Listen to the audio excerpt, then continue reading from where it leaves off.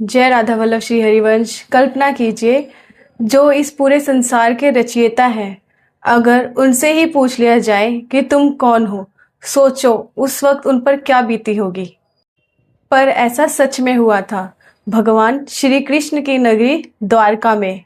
यह घटना केवल एक कथा नहीं है, ये एक ऐसा रहस्य है जो सनातन धर्म के रहस्य में से एक को खोलती है।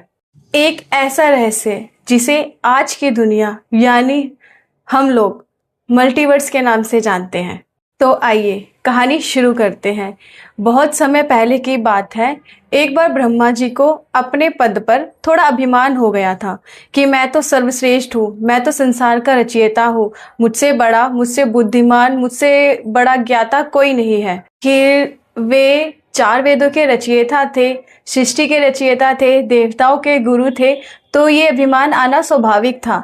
उन्होंने सोचा कि मैं श्री कृष्ण से मिलने उनकी नगरी द्वारका में जाता हूँ। तो ऐसा मन में विचार आया तो वे श्री कृष्ण से मिलने उनकी नगरी द्वारका की ओर चल पड़े।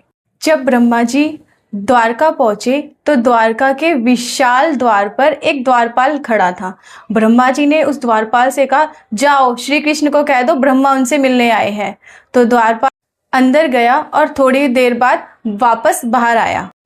पर द्वारपाल के चेहरे पर थोड़ा आश्चर्य था। उन्होंने ब्रह्मा जी से कहा, श्री कृष्ण पूछते हैं कौन से ब्रह्मा मिलने आए हैं।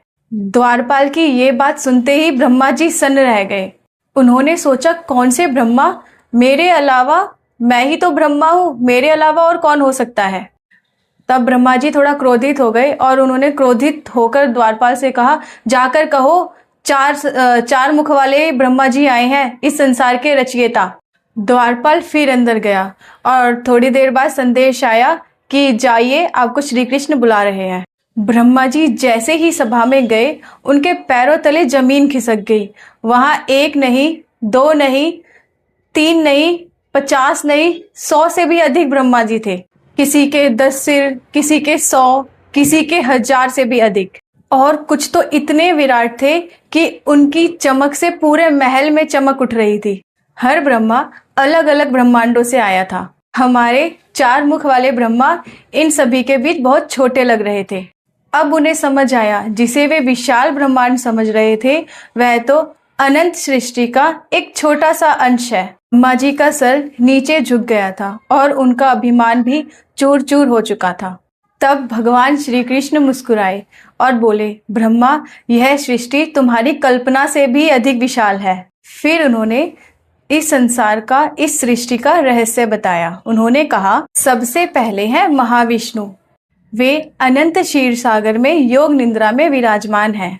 जब वे श्वास छोड़ते हैं तो उनकी एक श्वास से असंख्य ब्रह्मांड की रचना होती है। मानो अनंत आकाश में करोड़ों बुलबुले उत्पन्न हो गए हैं। फिर आते हैं गर्भोदक्षाई विष्णु। वे हर ब्रह्मांड के भीतर प्रवेश करते हैं और उनके इस प्रवेश से हर ब्रह्मांड में ब्रह्मा जी का जन्म होता है। यानी हर ब्रह्मांड में अपना एक ब्रह्मा है। और तीसरा रूप है सबसे सूक्ष्म और सबसे रहस्यमय, क्षीरोदक्षाई विष्णु। वे हर जीव के हृदय में परमात्मा बनकर स्थित है। हर कण में, हर अणु में, हर चेतना में। भगवान केवल आकाश में नहीं, भगवान धरती पर हर कण कण में स्थित है। उस दिन ब्रह्मा जी ने जाना, ज्ञान बड़ा हो सकता है, पद बड़ा हो सकता है, लेकिन परम सत्य सबसे बड़ा है। और इंसान चाहे कितना ही बड़ा क्यों ना हो, अहंकार उसे छोटा ही बनाता है। यह कथा हमें सिखाती है, जिस संसार को, जिस चीज को हम सब कुछ समझते हैं, हो सकता है वह अनंत सृष्टि का सिर्फ एक छोटा सा कण हो। और जिस ईश्वर को हम बाहर ढूंढते हैं, हो सकता है वह हमारे भीतर ही हो। अगर आपको यह कथा पसंद आई हो तो कमेंट में लिखिए जय श्री हरि और मेरे चैनल को सब्सक्राइब, लाइक, शेयर, कमेंट करना ना भूलें। राधे राधे।